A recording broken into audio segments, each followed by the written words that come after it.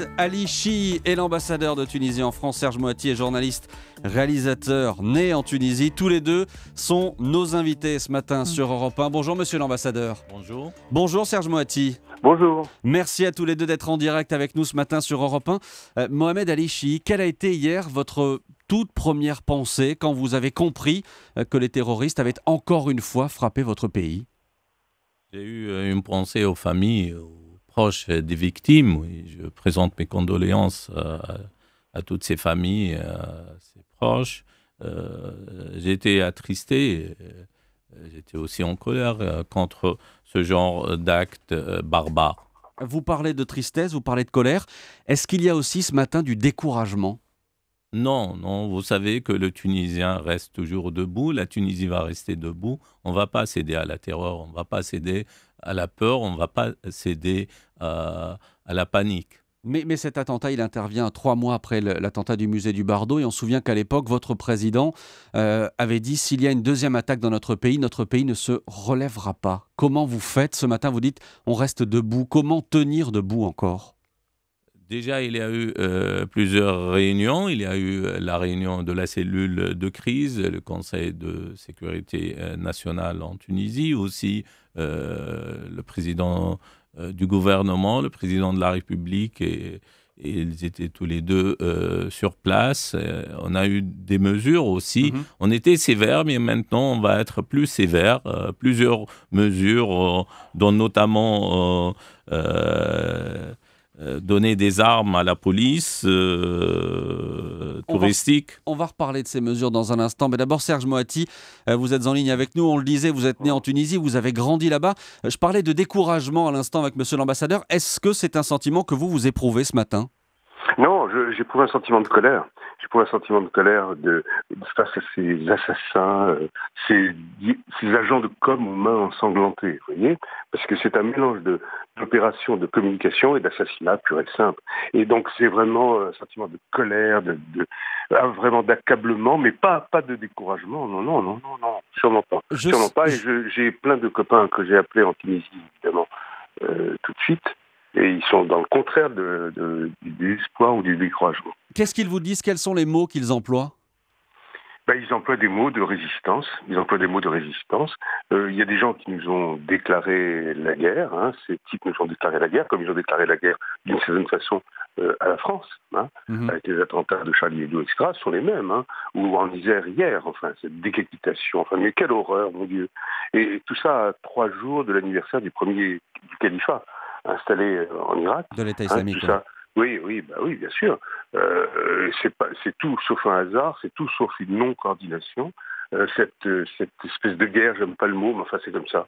Cette guerre a été déclarée à nos démocraties, démocratie en Tunisie, démocratie en France, démocratie partout où il y a quelque chose qui résiste à leur folie sanguinaire.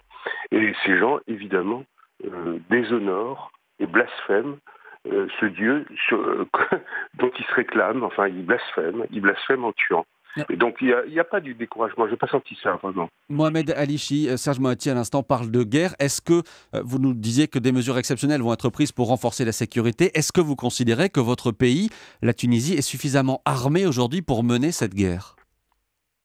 La Tunisie est armée pour mener cette guerre, mais on a aussi besoin de nos amis, on a besoin de moyens, on a besoin aussi de finances, on a besoin d'une stratégie régionale, premièrement, et une stratégie globale. Ça n'existe pas aujourd'hui? Ça n'existe pas. On n'a pas une stratégie régionale pour combattre ce fléau, on n'a pas une stratégie mondiale. Les Nations Unies n'ont pas décrété des lois, n'ont pas fait des réunions contre le terrorisme. C'était des réunions informelles, mais réellement, on n'a pas une stratégie claire contre ce fléau. Mais qu'est-ce que vous attendez d'un pays comme la France, par exemple, qui lui aussi est concerné, on l'a encore vu hier, au premier plan, par ces problèmes de terrorisme? Le terrorisme n'est pas aucun pays. Et on a besoin aussi d'une concertation avec la France. Il y a beaucoup de de relations. Avec la France, on est en train de voir ensemble comment aider les forces de police, l'armée, sécuriser les frontières, la dernière visite de Monsieur le Président de la République, la visite de Monsieur Cazeneuve en Tunisie, après l'attentat du Bardo. On est en train de voir ensemble. Ce sont des symboles. Est-ce qu'au-delà des symboles, qu'est-ce que l'on peut faire concrètement aujourd'hui? Il y a eu des actions concrètes, mais on est en train aussi de mettre sur pied une politique au niveau national, une stratégie pour combattre ce fléau. Mais on a toujours besoin de l'Europe, on a besoin du pays du monde, des États-Unis. C'est un appel à aussi. l'aide que vous lancez ce matin. C'est le président de la République hier qui a annoncé ça, qui a appelé les autres pays à aider la Tunisie, mais on compte aussi sur nos propres moyens. On sait qu'environ 3000 Tunisiens sont partis combattre aux côtés de l'État islamique, qui a revendiqué d'ailleurs l'attentat d'hier.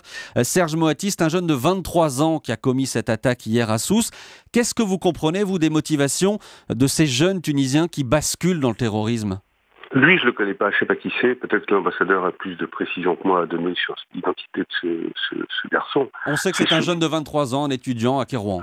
Étudiant à Kérouan, donc c'est pas un damné de la terre. Qui n'avait pas été repéré d'ailleurs par les services de renseignement. Non, qui n'avait pas été repéré. Et comme souvent, vous avez remarqué, comme celui de l'Isère ou comme celui de Kérouan, là, c'est des gens dont on dit rien, il n'y avait rien de spécial, enfin c'était des gens normaux, enfin c'est ce que disent toujours les voisins, les amis, etc. Comme s'il y avait aussi une consigne donnée à ces types de se fondre dans la masse, jusqu'à raser la barbe, vous voyez, c'est-à-dire devenir tout transparent, vous voyez. Et je pense que c'est le contraire du hasard, vous voyez. Donc moi, je n'en sais pas plus, mais je voudrais soutenir ce que dit évidemment l'ambassadeur. La coopération sécuritaire doit être évidemment renforcée. Elle existe déjà, je pense, entre la France et la Tunisie. Elle doit être évidemment renforcée, puisque la Tunisie, la pauvre Tunisie, la petite Tunisie, si vaillante, est coincée entre la Libye à la frontière pour le moins poreuse, c'est un État qui n'existe plus. On le voit après les histoires des migrations folles comme ça. Et évidemment, le mont Chambly de l'autre côté, à la frontière algérienne, c'est coincé. Évidemment, ce matin, on pense aux conséquences économiques, aux conséquences sur le tourisme. Les réservations étaient déjà en chute libre. Monsieur l'ambassadeur, c'est impossible ce matin de rassurer les Français, de leur dire venez en Tunisie. Pourquoi pas? Les Français peuvent venir. Ça arrive partout. Il y a eu le même jour des attentats en France, en Tunisie et au Koweït.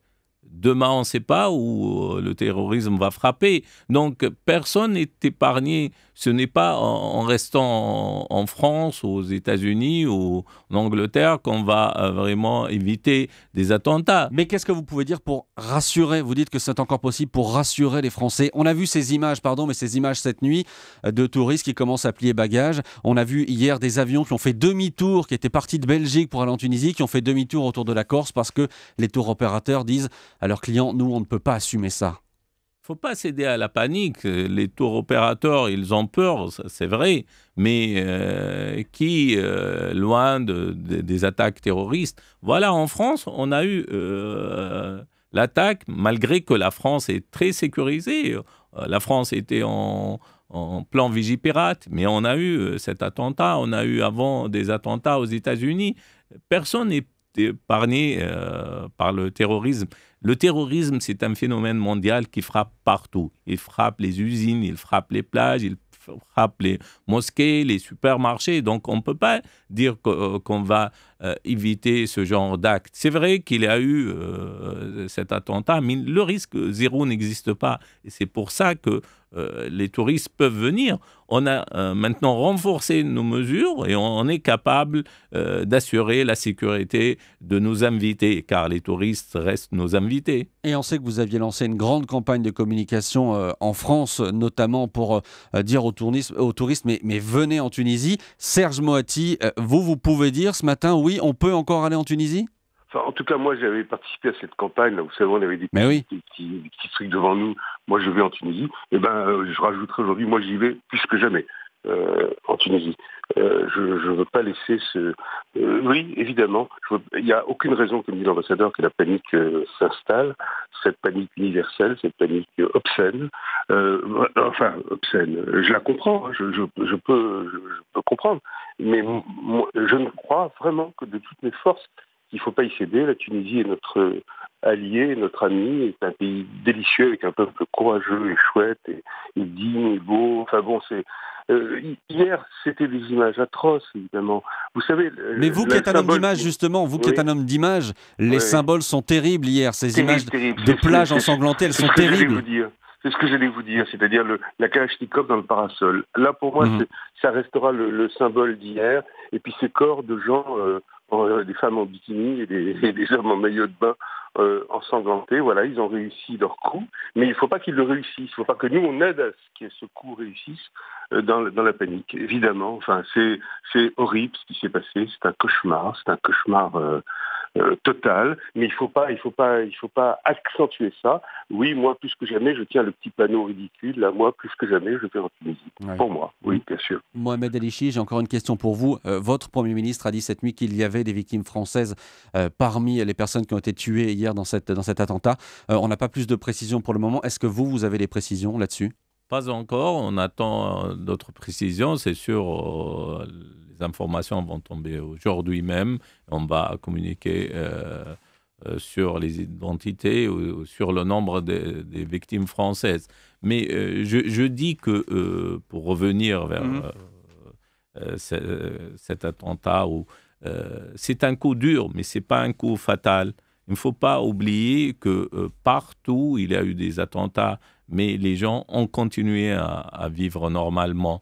La Tunisie a besoin des touristes. Les touristes doivent aider la Tunisie. Si on va laisser tomber le secteur touristique en Tunisie, c'est très grave pour l'économie, c'est grave aussi pour l'Europe et pour les voisins. Merci beaucoup, merci Mohamed El-Ichi. Merci beaucoup Serge Moati. Merci à vous deux d'avoir répondu à nos questions ce matin en direct sur Europe 1.